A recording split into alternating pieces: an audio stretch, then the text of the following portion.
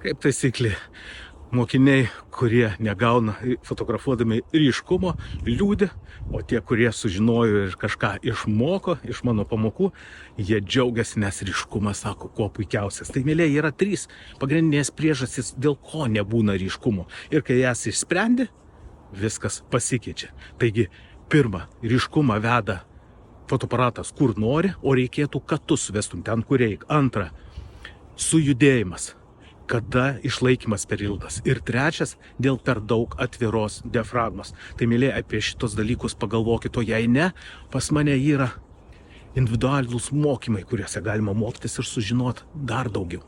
Jeigu nori sužinoti daugiau informacijos, tai mano YouTube kanale Dubrovskio fotografijos kursai, būtinai užsuk. Ten informacijos pilna, jau ten gali kažką sužinoti.